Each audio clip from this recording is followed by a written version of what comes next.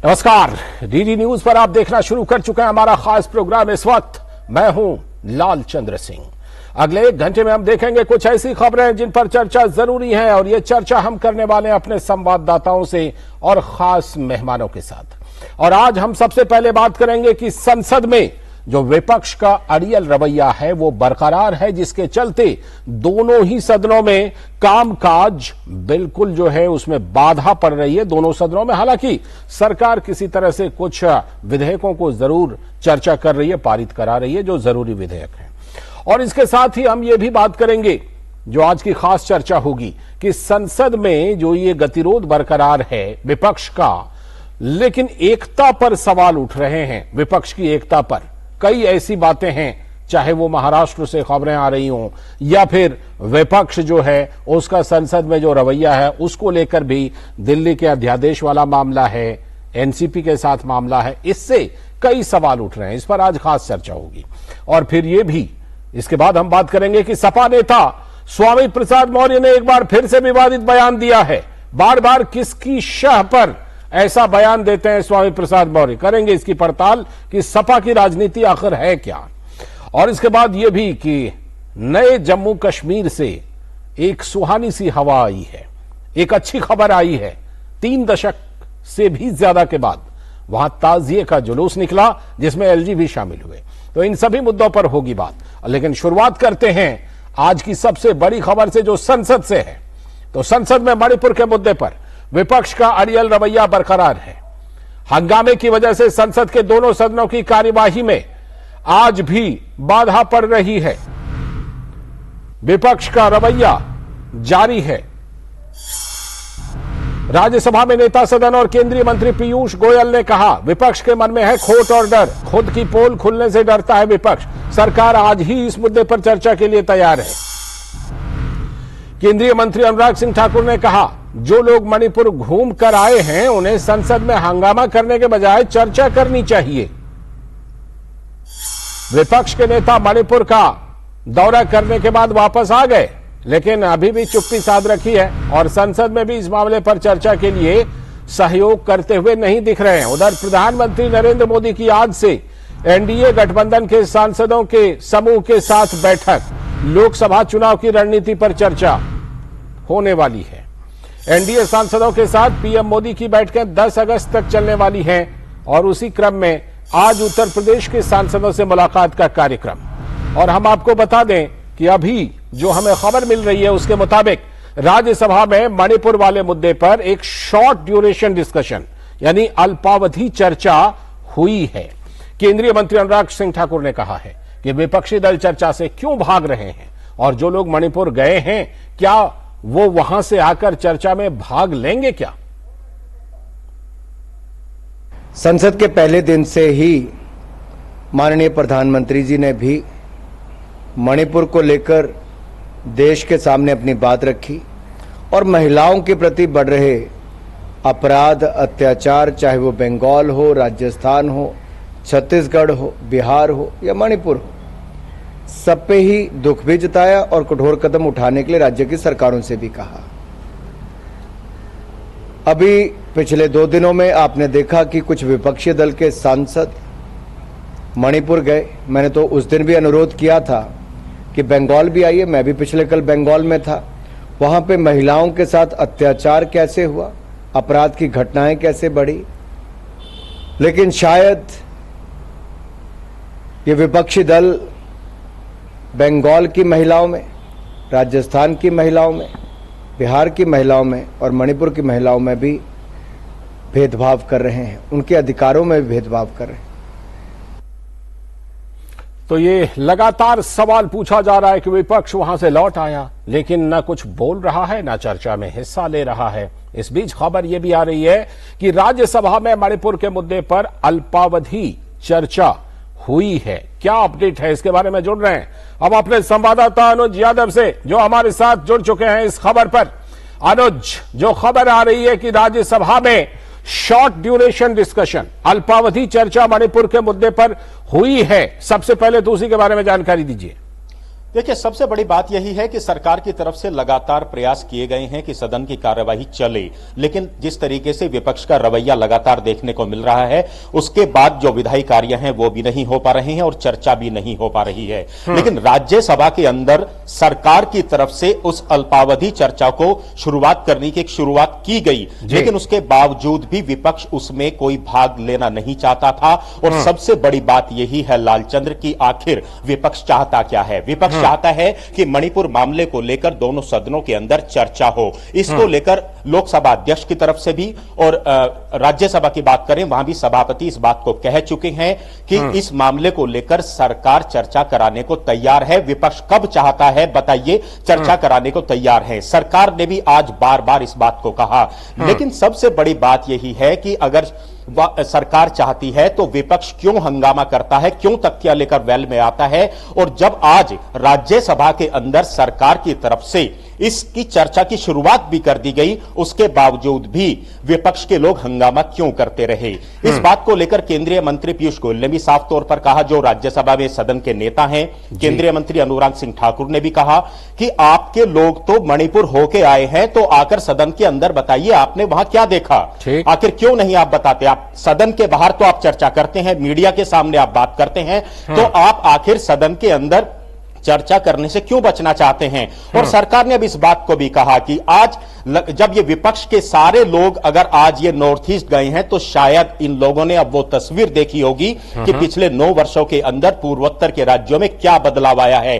क्या अब ये अपने उन बातों को छिपाने के लिए, क्योंकि अब इन्होंने बदलता हुआ पूर्वोत्तर देखा होगा और जब वहां गए होंगे तो इनको पता चल गया होगा कि इन्होंने पिछले अपनी सरकारों के अंदर पूर्वोत्तर के लोगों को क्या कुछ दिया।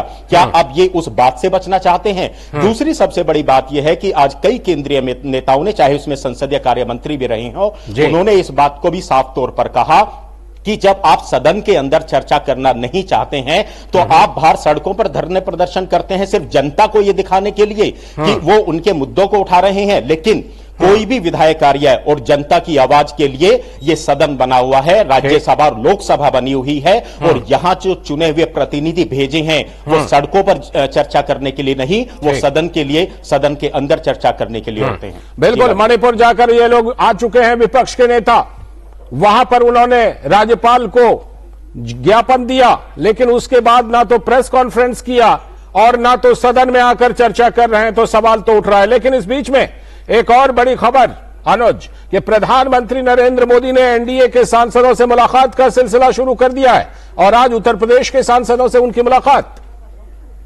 देखिए, एनडीए के सांसदों से जो मुलाकात है उसका सिलसिला आज से शुरू होगा। 6 बजे एक मुलाकात होगी, उसके बाद दूसरी मुलाकात जो होगी अलग अलग राज्यों के, और एक छोटे छोटे ग्रुप बनाए गए हैं लालचंद्र, जिसमें 50-50 के करीब सांसद होंगे और ये अलग अलग राज्यों से होंगे और इसमें सब एनडीए के नेता शामिल होंगे, एनडीए के सांसद शामिल होंगे। तो सबसे जो पहली मीटिंग होगी वो 6 बजे के आसपास होगी और दूसरी 9 बजे संसद के अंदर या एनेक्सी के अंदर होगी। और निश्चित तौर पर प्रधानमंत्री चाहते हैं कि जो एनडीए के जितने भी दल हैं, कम से कम वो इस बात को लेकर, कम से कम इस बात को जनता के सामने जाके कह सकें कि देखिए विपक्ष किस तरीके से लगातार जो है ना सदन को चलने दे रहा चाह रहा है और किस तरीके से लगातार वो सरकार की बातों को तो रखते हैं, लेकिन सरकार की उन बातों को नहीं रखते जो सभी राज्यों के अंदर सरकार ने बदलाव किए हैं।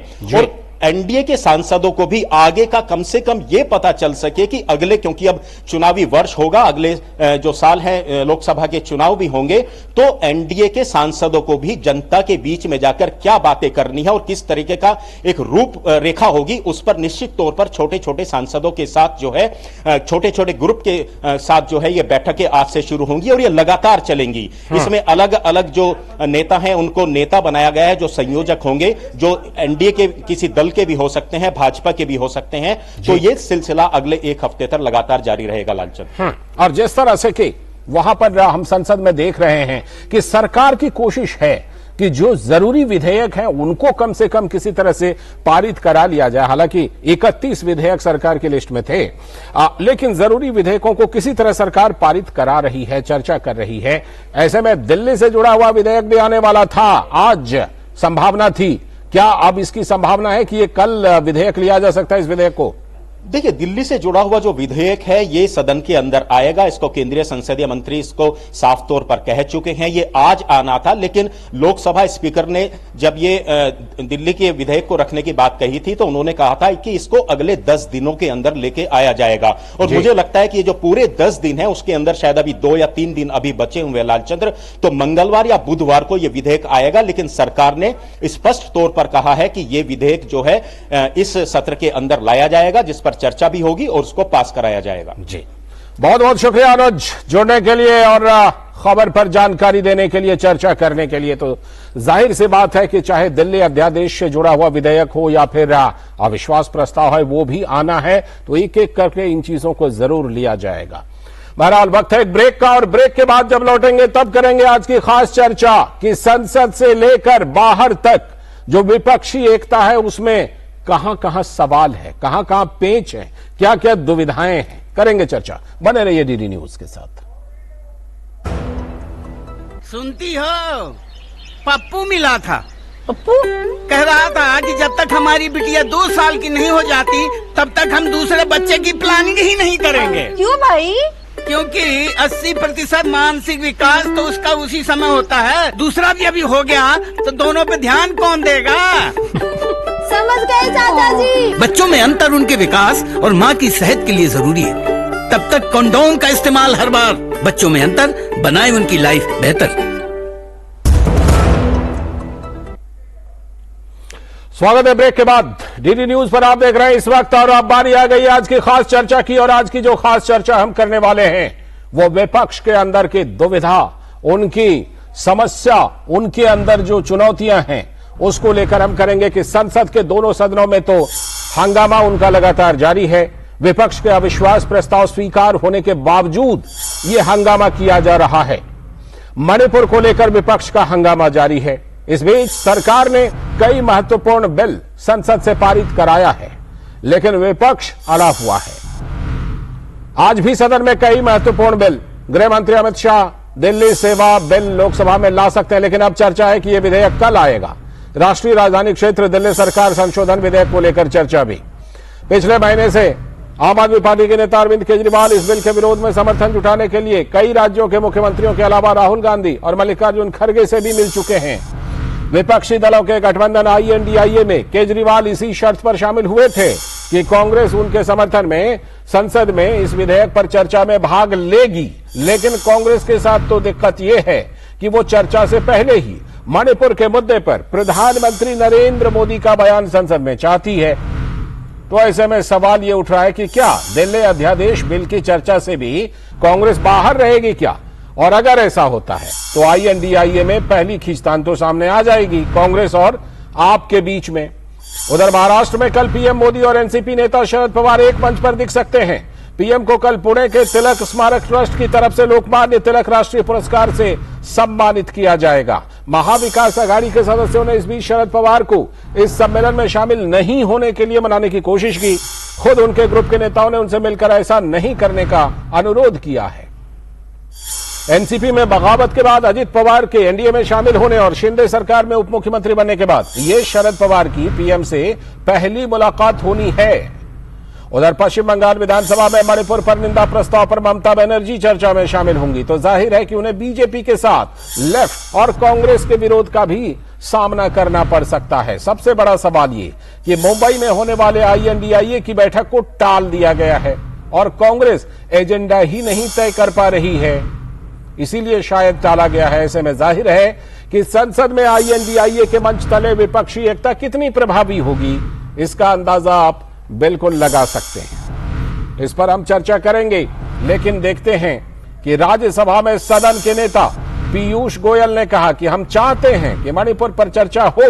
विपक्ष के लोग सदस्यों को दी गई स्वतंत्रता का दुरुपयोग करने की कोशिश कर रहे हैं। सरकार मणिपुर पर चर्चा करने के लिए तैयार है, लेकिन वे पहले ही सदन के 9 महत्वपूर्ण दिनों को तो खराब कर चुके हैं।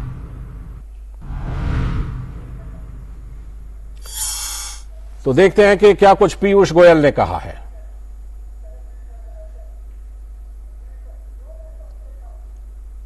अध्यक्ष ने मणिपुर जैसे संवेदनशील विषय पे चर्चा स्वीकृति दे दी थी पिछले 10 दिनों से हम विपक्ष से अनुरोध कर रहे हैं कि वो चर्चा में भाग लें। बड़ा गंभीर विषय, संवेदनशील विषय, पूरे देश को चिंता है इस विषय के बारे में। लेकिन जो व्यवहार विपक्ष दिखा रहा है, जिस प्रकार का विपक्षी दलों का सदन के अंदर सदन के बाहर व्यवहार है, उससे हम सबको बहुत चिंता है।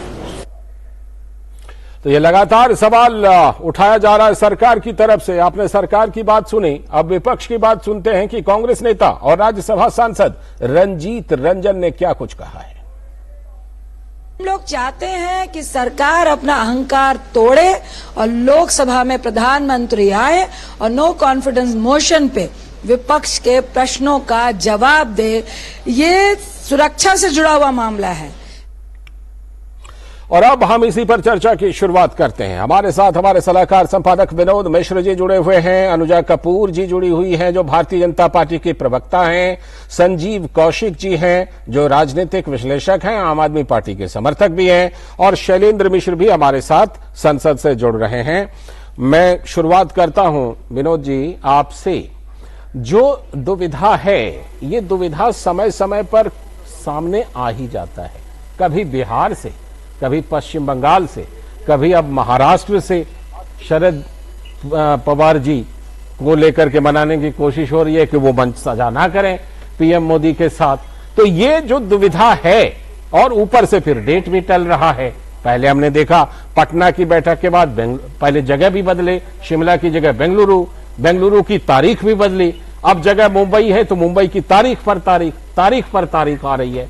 ये दुविधा कहीं ना कहीं है जो बार बार निकल करके सामने आ रही है। विनोद जी देखिए लाल जी, जब आपने सवाल किया तो आप ही के सवाल में जवाब भी है कि बेमिल शादी में ये सब चीजें होती रहती हैं। हाँ। लेकिन अब मकसद का है कि पॉलिटिकल पार्टी का अपना अपना क्या मकसद है जी। अगर उसमें ये सारी दुविधाएं, तो कोई दुविधा नहीं है अगर इसमें अगर कोई एक नेशनल उनका एक एजेंडा हो या उसमें एक तरह से एक इंक्लूसिव की बात हो, वो तो है नहीं। उसमें है कि अगर सब पार्टी अपने अपने हित और अपने अपने फायदे की बात जब सोचेंगे तो ये सारी दुविधाएं होगी जो आप पहले दिन से देख रहे हैं। आपने पहले दिन देखा कि पटना के सम्मेलन में जब नीतीश कुमार का ये बड़ा सम्मेलन था और जो 23 विपक्षी दल के वहां लोग शामिल हुए थे, तो उस दल में आपने सामने में देखा कि अरविंद केजरीवाल उसके प्रेस कॉन्फ्रेंस होने से पहले निकल गए थे भगवंत मान के साथ में। कर्नाटक का जो आपने देखा कि दूसरा जो हुआ, फिर साजेबाजी के साथ में 26 दल का INDIA की बात हुई, और उसमें भी आप देखा कि समय से पहले वहां लालू यादव और नीतीश कुमार निकल गए थे जी। कहा गया कि नीतीश कुमार को यह आइडिया जो है इंडिया का वो पसंद नहीं आया। उन्होंने कहा कि ये बात टेक्निकली सही नहीं है कि आप एक देश का नाम रख लीजिए, आप एक राज्य का नाम रख लीजिए संगठन के नाम पे। तो शायद नीतीश कुमार के इस विरोध के कारण ही नीतीश कुमार सबसे पहले उठ के चले गए, जिसकी तस्दीक आज रामदास अठावले ने किया है पटना में। वो भी इंटरेस्टिंग है आपके लिए कि अठावले एक मशहूर नेता है, बहुत पॉपुलर नेता है, लेकिन वो बेबाक बोलते हैं। और जब वो पटना जाके ये बात कह रहे हैं कि नीतीश कुमार को अपने पुराने साथी के साथ आना चाहिए, उस बियावान जंगल में वो कहाँ भटक रहे हैं। तो ये चर्चा तो पटना के इसमें चल ही रहा है कि नीतीश कुमार का अगला क्या होगा। लेकिन इसके बीच में आज इतनी तो ये खबर तो सामने में आ रही है कि नीतीश कुमार एक बार फिर अपने सारे सांसदों और अपने नेताओं के साथ मिलने की वो कवायद जो है उन्होंने तेज कर दिया है। तो ये बिहार की हालत है और नीतीश कुमार की हालत है। रही बात जब आप संसद की चर्चा में इस बात को ला रहे थे और वो भी इम्पोर्टेंट बिल की बात कह रहे थे, तो सबसे पहला सवाल तो ये है कि संसद में जो अपोजिशन की ये 26 ग्रुप के द्वारा नो कॉन्फिडेंस मोशन आया था, जब स्पीकर ने उसको एक्सेप्ट कर लिया है तो शायद फिर उनके सामने में कोई बड़ा एजेंडा नहीं था ये संसद में हंगामे का, लेकिन वो फिर भी कर रहे हैं। लेकिन इस बीच में जब आपने देखा कि 4-5 महत्वपूर्ण बिल जो संसद से पारित हुआ है, तो कम से कम इस बात को विपक्ष को लगने लगा है कि आप अगर चर्चा कराएंगे ना कराएंगे, लेकिन जो विधायी कार्य है, जो बिजनेस है संसद का, उसको सरकार अपने कमोबेश उसके हिसाब से जारी रखेगी जी। तो ये ऑर्डिनेंस जो दिल्ली ऑर्डिनेंस है वो भी एक महत्वपूर्ण विधेयक है और इस महत्वपूर्ण विधेयक की चर्चा होनी है, स्वाभाविक सी बात है। लेकिन दुविधा ये है कि अगर कांग्रेस का जो स्टैंड है अभी, जिस स्टैंड के कारण वो इतने इंपॉर्टेंट बिल पे शामिल नहीं हुए हैं, तो अचानक दिल्ली ऑर्डिनेंस पे कैसे शामिल होंगे। तो ये दुविधा कांग्रेस पार्टी के अंदर में है। और केजरीवाल के लिए दुविधा ये है कि अगर वो जानते हैं कि वो ये बात समझ रहे हैं कि डे फर्स्ट से कांग्रेस में अंतर विरोध है केजरीवाल को के साथ में लेने के लिए, और उनको खास करके इस ऑर्डिनेंस बिल के विरोध में साथ दिखने के नाम पे, तो अब ये जो कंट्रास्ट दिख रहा है ये पार्लियामेंट में विपक्षी एकता का और खास करके INDIA के लिए आप कह सकते हैं कि ये पहला लिटमस टेस्ट है। और ये लिटमस टेस्ट की शुरुआत तो कम से कम गवर्नमेंट ने आज कर पार्लियामेंट में, ये कॉपी तो बटी गई थी लेकिन अब ये आज नहीं हो सका है, शायद ये बिल इंट्रोड्यूस नहीं कर पाए होम मिनिस्टर हंगामे के कारण। हो सकता है कि कल ये बिल जब ऑर्डिनेंस सामने में आएगा तो आपको फिर एक नई सियासत आपको सामने में दिखेगी। ठीक, मैं अनुजा जी के पास और संजीव जी के पास जाऊं उससे पहले अपडेट लेता हूं अपने संवाददाता शैलेंद्र मिश्र से। शैलेंद्र, सबसे पहले तो यही बताइए कि आज संसद में सरकार की तरफ से राज्यसभा में खबर यह है कि अल्पावधि चर्चा, शॉर्ट ड्यूरेशन डिस्कशन शुरू भी कर दिया गया, लेकिन फिर भी विपक्ष ने उसमें हिस्सा नहीं लिया मणिपुर वाले मुद्दे पर। शैलेंद्र,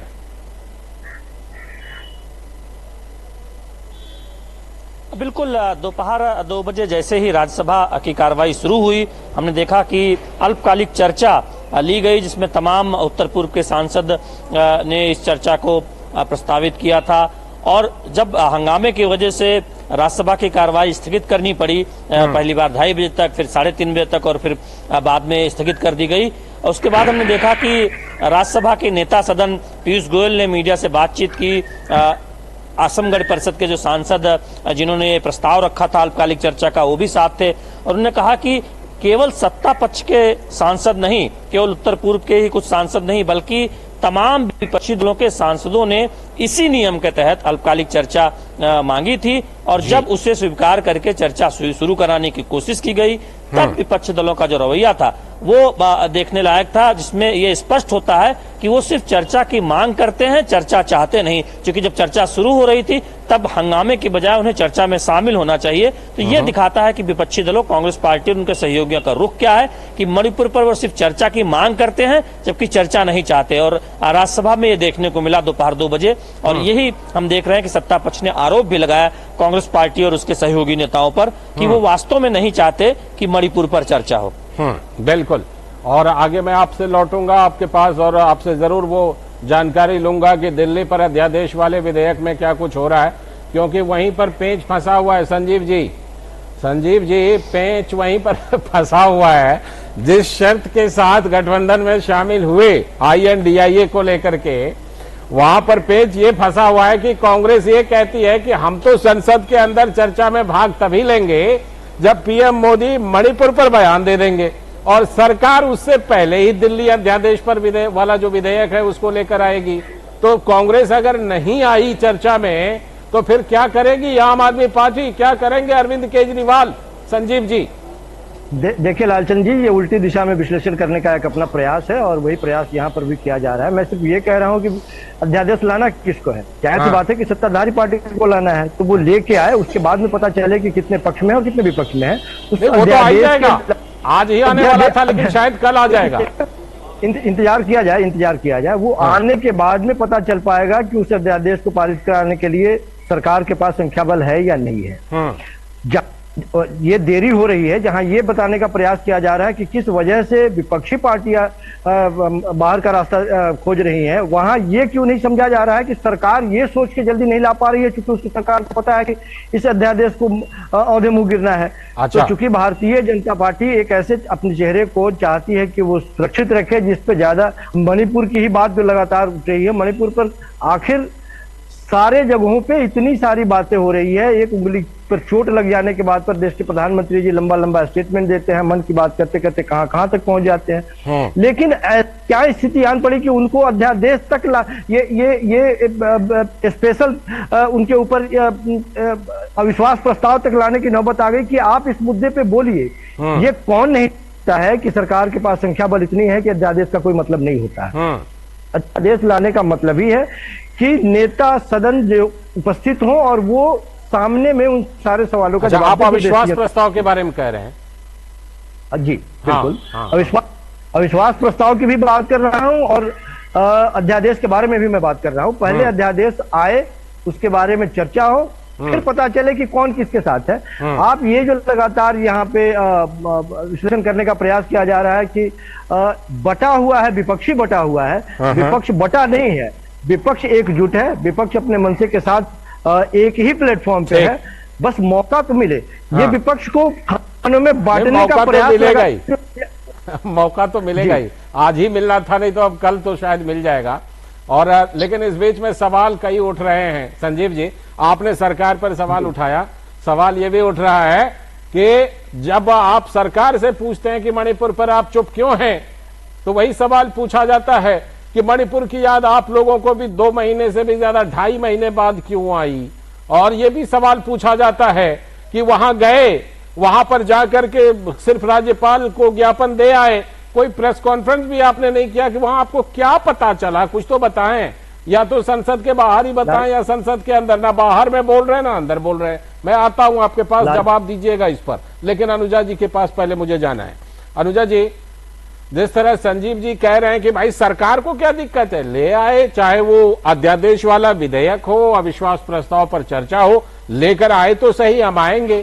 तो सरकार की तरफ से क्या रणनीति है, क्या सरकार जल्द ही इस चीज को लेकर आएगी ताकि विपक्ष को भी मजबूर किया जाए कि आप आए संसद के अंदर और रखें अपनी बात? लालचंद जी, मुझे लगता है कि जिस तरीके से यहाँ पर संजय भाई बैठे हैं वो खुद इस बात को मानते हैं कि नो कॉन्फिडेंस वोट जो है, नो कॉन्फिडेंस मोशन जो है, वो एक्चुअली ऑपोजिशन पार्टी का फ्लोर टेस्ट है।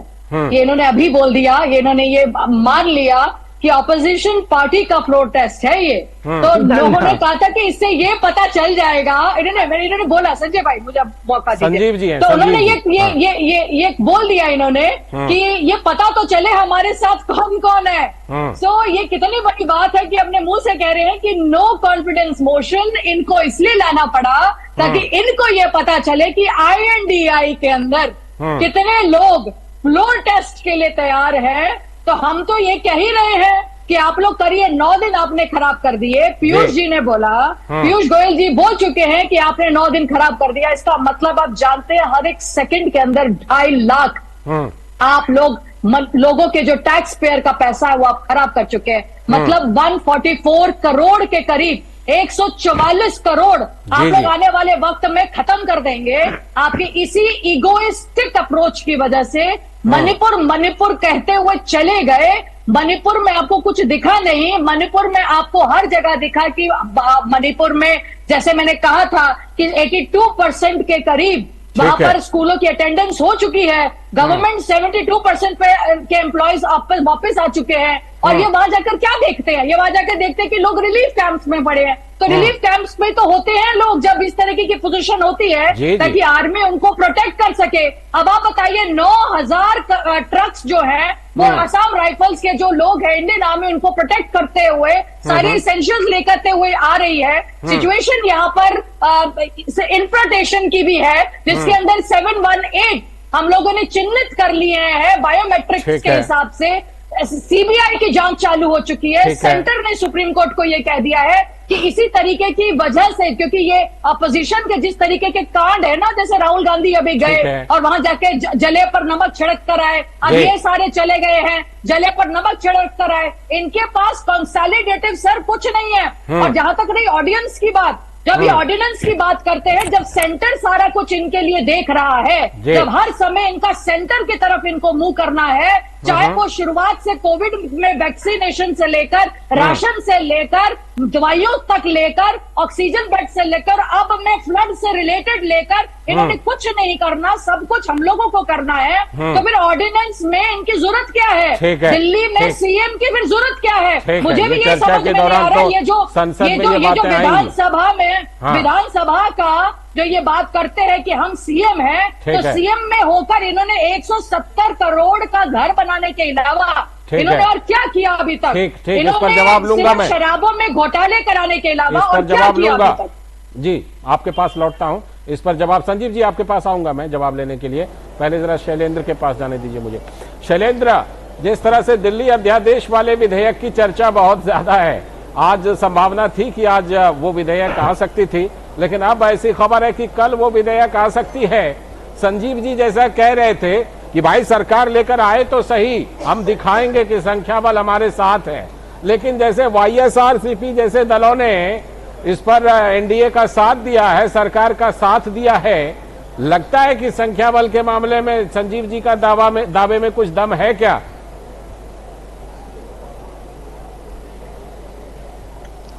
देखिए, संजीव जी जो कहना चाहते हैं कह सकते हैं, लेकिन लोकसभा में तो हम सब जानते हैं कि मोदी सरकार को एक बहुत बड़ा बहुमत है, प्रचंड बहुमत है। सिर्फ बात राज्यसभा की होती है, और राज्यसभा में भी देखें अगर मौजूदा जो संख्या उस हिसाब से देखें तो कुछ दल अगर सीधे तौर पर साथ नहीं देते हैं, जो नया INDA बना है, या फिर अलग रहते हैं या सत्ता पक्ष का साथ देते हैं, तो एक आसान से बहुमत के साथ राज्यसभा में भी सत्ता पक्ष को देखें बहुमत हासिल हो जाता है। और विपक्ष की अगर बात करें, कांग्रेस और उनके सहयोगी दल और जो INDA है वो तो बहुमत से काफी दूर है। तो ऐसे में ये कहना कि उनके पास बहुमत है राज्यसभा में, ये कतई सही नहीं है। एनडीए के पास, एनडीए अगर अपने सहयोगियों के साथ देखें तो सबसे बड़ी संख्या जो एनडीए की है, उसमें अगर कुछ दल और मिला लें तो बहुत आसानी से एनडीए को एक बहुमत मिलता है। जो कांग्रेस पार्टी और उसके जो सहयोगी दल है, जो INDA गठबंधन है, उससे कहीं ज्यादा होता है। और YSR ने जब एक तरह से देखें कि विपक्षी दलों का साथ नहीं देने का फैसला किया है, और आप अविश्वास प्रस्ताव में भी देखें बसपा का जो रुख है, उसने कहा कि वो यथार्थ को समझती है। तो अब बसपा का क्या रुख आप स्पष्ट तौर पर जानते हैं कि INDA के साथ वो नहीं रहते हैं। इस तरह से हम बाकी दलों को देखते हैं, BJD कई बार INDA के साथ नहीं रहती है, तमाम मुद्दों पर वो सरकार के साथ रणनीतिक तौर पर रहती है। YSR कांग्रेस का तो हमने देखा ही है। BRS भी भले ही कई मुद्दों पर मोदी सरकार का विरोध करती है, लेकिन वो सीधे तौर पर INDA के साथ खड़े होना नहीं चाहती। तो वहां पर भी आप देखें तो कई बार वो एब्सटेन करती है, या कई मुद्दों पर विपक्षी दलों, कांग्रेस और उसके सहयोगी दलों के साथ नहीं होती। तो इस तरह से आप देखें कि विपक्षी का ये कहना, हमारे स्टूडियो में संजीव जी का ये कहना कि उनके पास राज्यसभा में बहुमत है, ये कतई सही नहीं दिखता। चूंकि अनगढ़ित जो दिखती है वो एनडीए के साथ खड़ी हुई दिखाई देती है। एनडीए अपने से खुद से देखें, अपने से ही अगर एनडीए देखें, एनडीए के सांसदों की संख्या देखें तो वो अच्छी खासी हो जाती है, तकरीबन 110-12 हो जाती है, जो कि एक बहुमत के बहुत आसपास है। लौटता हूं शैलेंद्र आपके पास, मैं विनोद जी के पास चलता हूं।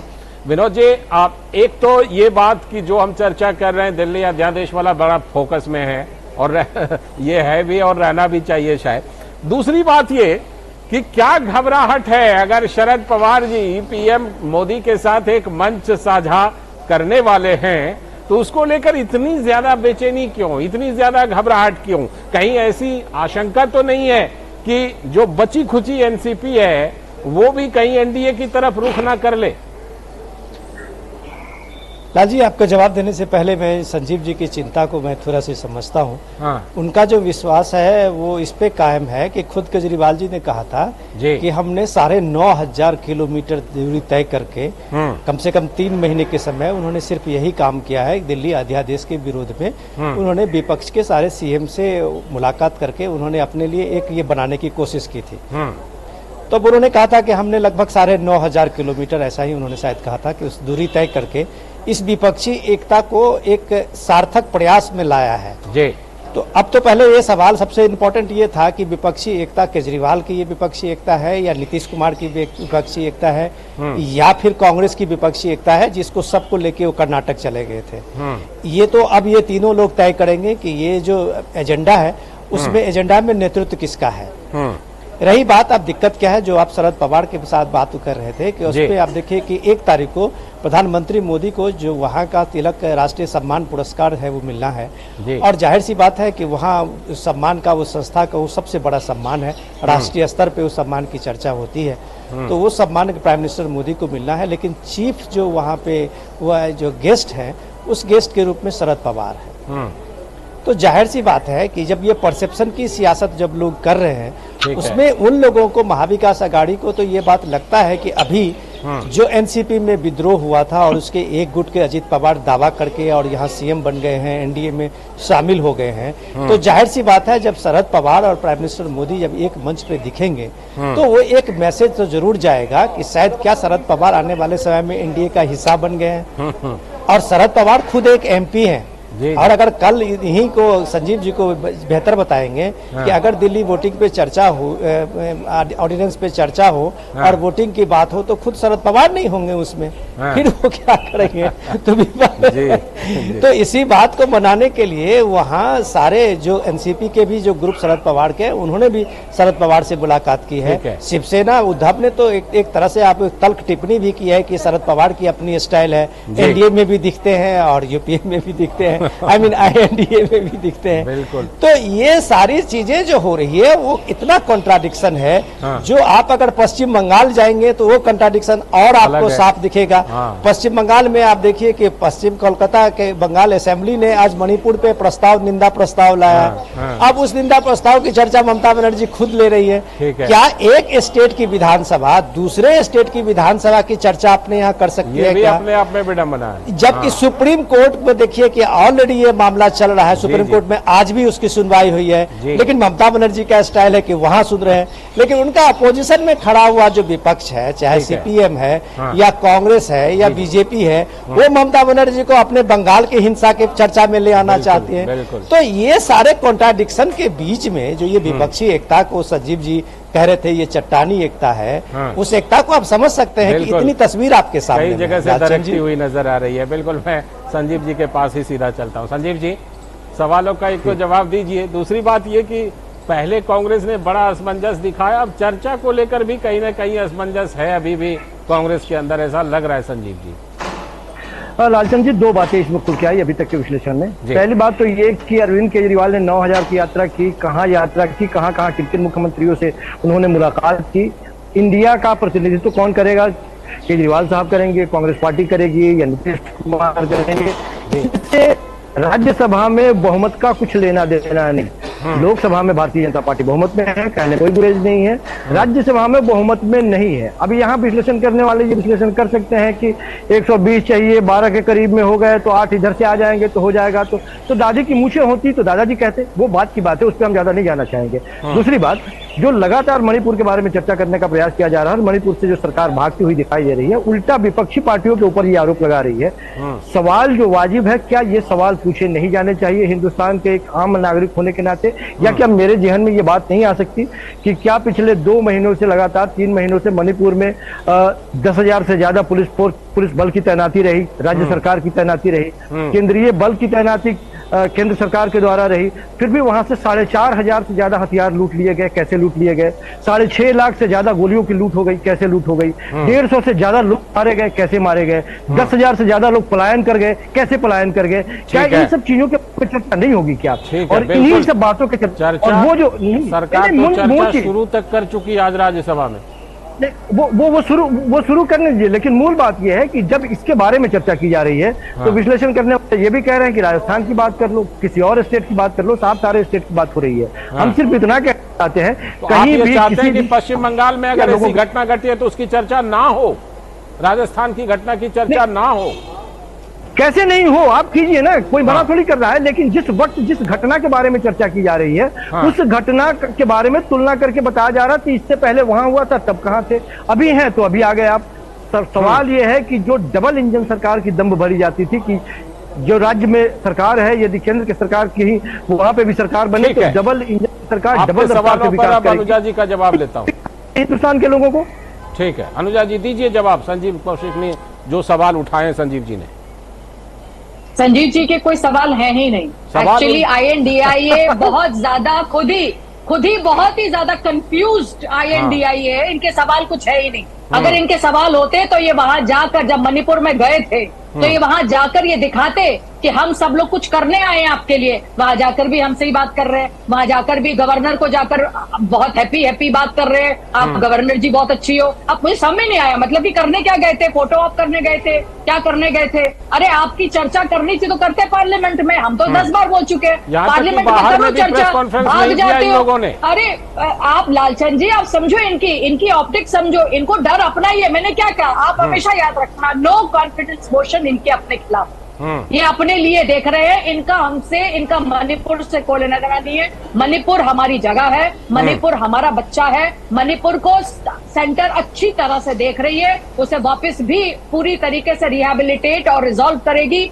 चाइना का इंटरफेरेंस है, मुझे लगता है सबको सब तक पता चल चुका है। चाइना का इंटरफेरेंस है इसके अंदर, वो और म्यांमार के आर्मी के साथ मिलकर यहाँ पे इश्यूज हो रहे हैं। ऐसा है भी तो जिम्मेदारी आपकी बनती है अनुजा जी, पाकिस्तान नहीं जाएंगी अगर जिम्मेदारी, अगर ऐसा है तो जिम्मेदारी तो आप ही की बनेगी। चाइना पर गई है अभी म्यांमार सर, मैंने एक तो आपके बारे में बात नहीं करी और आप बीच में ना बोले, तो म्यांमार से 40,000 मिजोरम के अंदर इन्हीं की जहां पर ये लोग बात कर रहे हैं, और मणिपुर में इनकी स्टेट रह चुकी है पहले, तो 40,000 इन्विटेशन पहले से आ चुके थे। इनसे पूछे ये कहां सोए हुए थे, हम लोग तो अभी आए हैं जुम्मा, तो इनसे पूछे ये कहां थे। हम लोगों ने उसके बावजूद इनलीगल जो इमिग्रेटेड लोग हैं इनका हम लोगों ने चिन्हित करना शुरू कर दिया है, तो अभी इनको तकलीफ है। जब सीएए की बात करें, एनआरसी की बात करें, यूसीसी की बात करें, तो ये तकलीफ चालू हो जाती है। इसी तकलीफ का जवाब हम बहुत जल्द देने वाले हैं, और ये जवाब आपको मिलेगा। और ये सिर्फ जवाब यहाँ नहीं मिलेगा, आपको पार्लियामेंट में भी जवाब मिलेगा। और पार्लियामेंट के अंदर जो आपने 1993 से 1998 के जो आपके कांड है ना, 4,4763 घटनाएं, 5,000 के करीब जो आपके टाइम पर हुई हैं, और आपने अपने सीएम से, फॉर्मर सीएम जो आपके ओबीबाई सिंह जो हैं, उनसे आपने कभी इस्तीफा नहीं मांगा, अशोक गहलोत से इस्तीफा ना मांगा, रेगर उनके साथ जाके कूद के आप लोग पॉपकॉर्न की तरह वहां पर बात कर रहे हैं। तो ये बात ये जो आपकी दोहरी मानसिकता है, ये सब नजर आ रही है। तो मुझे इसीलिए समझ में आ रही है, ठोक रही है, बिल्कुल सरकार चर्चा के लिए ताल ठोक रही है कि आ जाइए। मुझे लगता है कि किसी न किसी बहाने आना तो पड़ेगा ही, चाहे दिल्ली अध्यादेश वाले मुद्दे पर आ जाएं या अविश्वास प्रस्ताव वाले मुद्दे पर आ जाएं। बड़ा दिलचस्प होगा जब बिल्कुल समेकित रूप से ये बहस होगी। फिलहाल बहुत बहुत शुक्रिया आप सभी का, अनुजा जी जुड़ने के लिए, संजीव जी जुड़ने के लिए, विनोद जी आपका भी जुड़ने के लिए, और शैलेंद्र आपका भी संसद से जुड़ने के लिए। तो आज की हमारी ये खास चर्चा थी कि क्या कुछ संसद से लेकर बाहर तक विपक्ष की रणनीति है और क्या कुछ उनकी दुविधा है, कहां कहां उनमें अंतर विरोध है। इन सारी बातों पर हम चर्चा कर रहे थे। फिलहाल बढ़ते हैं अगली खबर की तरफ। अगली बड़ी खबर उत्तर प्रदेश से है। उत्तर प्रदेश से खबर यह है कि समाजवादी पार्टी के नेता स्वामी प्रसाद मौर्य के बद्रीनाथ धाम को लेकर दिए गए बयान को लेकर विवाद। बीजेपी सपा पर हमलावर हो गई है क्योंकि उन्होंने बयान ही ऐसा दिया है। और सिर्फ बीजेपी की बात नहीं है, बसपा सुप्रीमो मायावती ने भी सपा नेता स्वामी प्रसाद मौर्य के बयान पर जताई कड़ी आपत्ति और कहा यह सब विशुद्ध राजनीति है। मायावती ने आगे कहा कि चुनाव के समय इस तरह की बातों से धार्मिक विवाद पैदा होगा। इन बहकावे में अब कोई आने वाला नहीं है। साथ ही मायावती ने कहा कि स्वामी प्रसाद मौर्य जब तक बीजेपी सरकार में मंत्री रहे तब तक तो खामोश रहे और अब अनर्गल बयान दे रहे हैं। मायावती ने स्वामी प्रसाद मौर्य और समाजवादी पार्टी पर हमला बोलते हुए कहा कि बौद्ध और मुस्लिम समाज इनके बहकावे में आने वाले नहीं हैं। उधर उत्तराखंड के मुख्यमंत्री पुष्कर सिंह धामी ने भी स्वामी प्रसाद मौर्य के बयान पर आपत्ति जताई और कहा कि बद्रीनाथ धाम का जिक्र आदिकाल से ही हमारे पुराणों में होता आया है। धामी ने बयान की निंदा करते हुए सपा सांसद और अखिलेश यादव की पत्नी डिंपल यादव से भी जवाब मांगा। कहा वो तो इसी प्रदेश से ताल्लुक रखती हैं और वो हमारी संस्कृति से भलीभांति परिचित भी हैं। दरअसल स्वामी प्रसाद मौर्य ने ज्ञानवापी मस्जिद के एएसआई सर्वे पर सवाल उठाते हुए कहा था कि अगर सर्वे हो रहा है तो सभी हिंदू मंदिरों का भी हो जाना चाहिए। साथ ही स्वामी प्रसाद मौर्य ने कहा था कि 8वीं शताब्दी तक बद्रीनाथ धाम भी बौद्ध मठ था। आदि शंकराचार्य ने उसको हिंदू मंदिर बनाया। इससे पहले भी सपा नेता स्वामी प्रसाद मौर्य रामचरितमानस को लेकर भी विवादित और आपत्तिजनक बयान दे चुके हैं। तो सवाल ये उठता है कि सपा नेता हिंदू धार्मिक प्रतीकों का अपमान क्यों कर रहे हैं और किसकी शह पर बोल रहे हैं स्वामी प्रसाद मौर्य? आखिर सपा की राजनीति क्या है? उधर अपने मन की बात प्रोग्राम में पीएम ने कहा कि 10 करोड़ लोग पहुंचे हैं वाराणसी। विकास के साथ साथ विरासत से स्थानीय रोजगार को बढ़ावा मिलता है। तो विरासत का कितना महत्व है देख लीजिए। लेकिन ऐसा लगता है कि उत्तर प्रदेश की प्रमुख विपक्षी पार्टी सपा विकास से दूर और अलग कर रही है राजनीति, सांप्रदायिक ध्रुवीकरण कर रही है सपा। ये सवाल उठ रहे हैं। मायावती ने जो ट्वीट करके हमला बोला समाजवादी पार्टी के नेता स्वामी प्रसाद मौर्य के ताजा बयान पर, उसे हम देखते हैं कि उन्होंने क्या कुछ लिखा। समाजवादी पार्टी के नेता श्री स्वामी प्रसाद मौर्य का ताजा बयान कि बद्रीनाथ सहित अनेकों मंदिर बौद्ध मठों को तोड़कर बनाए गए हैं। तथा आधुनिक सर्वे अकेले ज्ञानवापी मस्जिद का क्यों, बल्कि अन्य प्रमुख मंदिरों का भी होना चाहिए। नए विवादों को जन्म देने वाला यह विशुद्ध राजनीतिक बयान है। समाजवादी पार्टी के नेता श्री स्वामी प्रसाद मौर्य का ये ताजा बयान। साथ ही मायावती ने आगे कहा कि जब तक बीजेपी सरकार में मंत्री रहे, लेकिन उन्होंने इस बारे में पार्टी और सरकार में कुछ नहीं बोला और उस समय कोई दबाव नहीं बनाया, और अब इस तरह की घिनौनी राजनीति कर रहे हैं। रामेंद्र सिंह हमारे संवाददाता जुड़ चुके हैं हमारे साथ इस पर चर्चा करने के लिए। रामेंद्र, सबसे बड़ा सवाल यही उठ रहा है कि समाजवादी पार्टी की राजनीति क्या है, पहली बात, और दूसरी बात ये कि स्वामी प्रसाद मौर्य चाहे रामचरितमानस पर बयान दें या बद्रीनाथ पर बयान दें, क्या ये उनका सिर्फ अपना बयान है या ये बयान कहीं से दिलवाया जा रहा है अपनी किसी खास तरह की राजनीति के लिए? देखिए लालचंद जी, ये कम से कम स्वामी प्रसाद मौर्य का अपना बयान नहीं हो सकता, पूरी स्ट्रेटजी है। आप अगर उत्तर प्रदेश की राजनीति को देखिए तो मायावती का जैसे जैसे पराभव बसपा का हो रहा, तो बसपा का वोटर कैसे सपा के पाले में आए, ये काम स्वामी प्रसाद मौर्य से समाजवादी पार्टी करा रही है। दूसरी बात यह कि जिस तरीके से हिंदू जो धर्म मंदिर है, धर्म केंद्र है, सनातन संस्कृति है, उस पर जो बयान दिए जा रहे हैं, अभी भी समाजवादी पार्टी को लगता है कि राम मंदिर पर गोली चलवाने वाले लोग, आप भी जानते हो हम भी जानते हैं कि इतनी जल्दी बदल नहीं सकते, ना उनकी मानसिकता बदल सकती, ना राजनीति बदल सकती। उनको लगता है शायद इससे फायदा होगा। हालांकि जो बात प्रधानमंत्री जी ने कल कहा, हम नैमिषारण्य में थे कि उनके प्रधानमंत्री जी का कार्यक्रम चल रहा था, तो वहां के जो साधु संत है वो इतना खुश हैं, उन्होंने कहा कि 50 से 60% लोग एक्स्ट्रा आ रहे हैं नैमिषारण्य जैसी जगह में जहां बहुत कम लोग जाते थे। यानी धर्म के साथ जुड़ते हैं तो समाजवादी पार्टी को मरोड़ होता है, अगर राजनीति साफ सुथरी होती है तो समाजवादी पार्टी को मरोड़ होता है, अगर भ्रष्टाचार विहीन राजनीति होगी तो उनके पेट में मरोड़ होगा। ये ऐसे लोग हैं, चाहे स्वामी प्रसाद मौर्य हो या समाजवादी पार्टी हो, इनके उसूल कुछ और है और राजनीति में आने के उद्देश्य कुछ और है, अपने उद्देश्यों को लेकर के ही अभी तक काम कर रहे हैं। लालचंद जी बिल्कुल, बहुत बहुत शुक्रिया रामेंद्र जुड़ने के लिए इस खबर पर और चर्चा करने के लिए। और अब बढ़ते हैं अगली खबर की तरफ, और अगली खबर जम्मू कश्मीर से सुहानी और बिल्कुल अच्छी खबर है। दरअसल ये बदले दौर का जम्मू कश्मीर है, जहां सभी पंथ, संप्रदाय, मजहब को अपने विश्वास और रिवायतों को लेकर पूरी आजादी है। जाहिर है कि यह मौका अब शिया समुदाय को भी मिला है। दरअसल आतंकी हमलों के खौफ के कारण कश्मीर के शिया समुदाय को मुहर्रम का जुलूस निकालने से मना ही थी। पाकिस्तानी जनरल जियाउल हक की मौत के बाद शिया समुदाय को खासतौर पर वहां निशाना बनाया गया था, लेकिन आर्टिकल 370 हटने के बाद यह पहला मौका था जब आम लोगों के साथ शासन के प्रमुख एलजी मनोज सिन्हा खुद मुहर्रम के जुलूस में शामिल हुए। करीब 3 दशक से भी अधिक समय के बाद यह पहला मौका था जब कश्मीर घाटी में शिया समुदाय को लेकर कोई प्रतिबंधित मार्ग नहीं था, यानी वो जहां से चाहें वहां से जुलूस निकाल सकते थे। काला कुर्ता पहने हुए एलजी सिन्हा डाउनटाउन इलाके में जुलूस में शामिल हुए और एलजी ने कहा कि जनता शांति चाहती है और आज कश्मीर का पूरा परिदृश्य ही बदल गया है। मजहब को तंग नजरिए से देखने की सोच ने कश्मीर घाटी में शिया समुदाय के मुहर्रम जुलूस के इस परंपरा को वर्षों से बंद कर दिया था, और कभी इसी तंग नजरिए की वजह से मूल निवासी कश्मीरी पंडितों को भी अपनी परंपरा से रोका गया, तो कभी गैर इस्लामी बताकर दूसरी रिवायतों को भी बंद कर दिया गया था।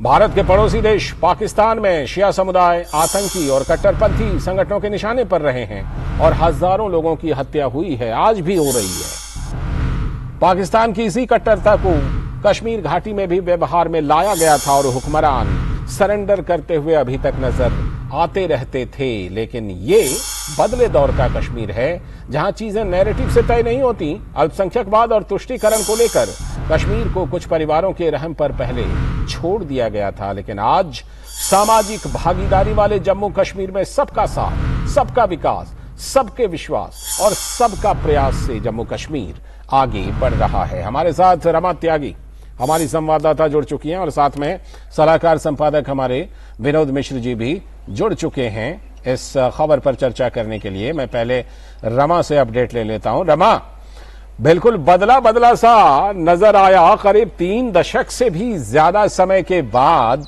जब एलजी सिन्हा मुहर्रम के जुलूस में शामिल हुए और मुहर्रम के जुलूस का जो वो नजारा है वो अपने आप में, कहते हैं तस्वीरें जो है ना, एक तस्वीर 1000 शब्द कहती है, तो जो मुहर्रम के जुलूस का ये नजारा है ये अपने आप में लाखों शब्द कह रहे हैं। रमा,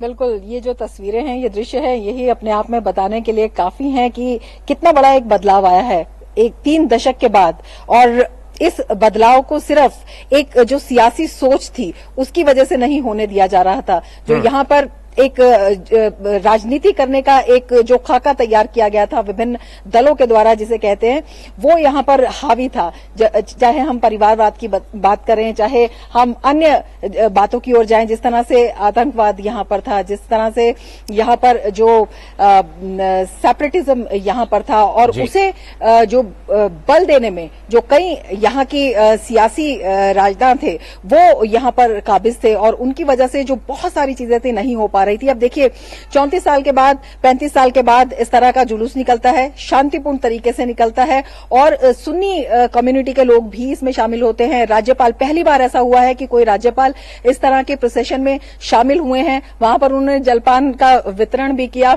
और बहुत ही क्योंकि दुहाई दी जाती थी पहले कि दंगे हो जाएंगे या वहां पर कोई ना कोई इस तरह की दुर्घटना हो जाएगी जिसका खामियाजा भुगतना पड़ेगा, लेकिन आप देख सकते हैं शांतिपूर्ण तरीके से हुआ। सभी लोगों ने मिलकर जो शिया समुदाय का ये परंपरागत जुलूस है उसमें हिस्सा लिया, न केवल हिस्सा लिया बल्कि उसमें अपना अपना योगदान भी दिया। और केवल यही नहीं, आप देखते हैं कि यहाँ पर जन्माष्टमी का जुलूस, जन्माष्टमी का जो यात्रा है वो भी निकली। यहाँ पर महाशिवरात्रि भी मनाई जाती है। तो तमाम जो चीजें पहले नहीं हो रही थी वो यहाँ पर हुई हैं, वो लगातार हो रही है। तो ये अपने आप में एक बड़ा बदलाव है। लोग पहले 7 बजे जो है, 6 बजे जो है घाटी में बंद हो जाता था, सड़कें जो है खाली दिखाई देती थी। अब देखिए आप रात के 11 बजे 12 बजे जो युवा है रिवर फ्रंट पर आपको दिखाई दे जाएंगे, पोलो व्यू में आपको दिखाई दे जाएंगे। तो ये जो दृश्य है ये अपने आप में दिखाते हैं कि कितना बड़ा बदलाव है, और ये बदलाव पहले आ सकता था लेकिन वो लगातार यहाँ की राजनीति की भेंट चढ़ता गया। इस बदलाव की लगातार कहानी जो है ना जम्मू कश्मीर से, वो आप हमें और हमारे दर्शकों को दिखाती रही है। तो आप भी इस बदलाव में कहीं न कहीं थोड़ी सी हिस्सेदार जरूर हैं। मैं विनोद जी के पास चलता हूं। विनोद जी, हमने देखा कि जब कभी भी जम्मू कश्मीर पर चर्चा हुई, जम्मू कश्मीर की स्थिति की, ज्यादातर चर्चा में कश्मीरी पंडितों की बात होती थी कि भाई उनके साथ कितने अत्याचार हुए भी हैं। लेकिन सवाल यह है कि शिया समुदाय, उनके ऊपर भी कितने अत्याचार हुए हैं। और आज जब 370 वहां से हट चुका है तो सभी वर्ग वहां पर जम्मू कश्मीर को अपने घर की तरह जी पा रहे हैं। उसी का नजारा हमने देखा इन दृश्यों में।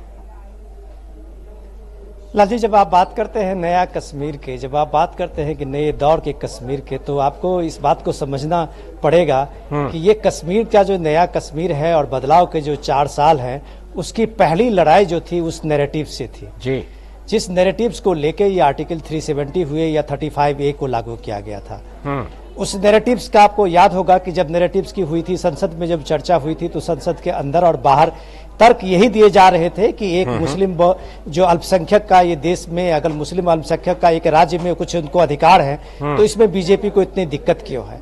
लेकिन किसी ने यह पलट के नहीं कहा कि उस कश्मीर में 35 साल से शिया जो समुदाय है वो अपने मुहर्रम क्यों नहीं मना पा रहे हैं। बिल्कुल, किसी ने पलट के यह नहीं पूछा कि वहाँ के जो ओरिजिनल एक वहाँ पे निवासी कश्मीरी पंडित रहे हैं वो अपने घरों में क्यों नहीं लौट पा रहे हैं, क्यों नहीं जन्माष्टमी मना रहे हैं, क्यों नहीं उसने उनका जो महाशिवरात्रि की पूजा है वो अपने स्थान पे जाके कर रहे हैं, या उनका अपना जो भी कर्म है, अपने रिवाज है, उसको वहां मना रहे हैं। यह किसी ने नहीं कहा। सिर्फ तर्क और नैरेटिव जो था वो यही था कि आपके इस देश में एक मुस्लिम अल्पसंख्यक के नाम पे आप कुछ परिवारों को तुष्टिकरण करते हुए रहे थे। आप उसमें समाज का और उसका कोई लेना देना नहीं था।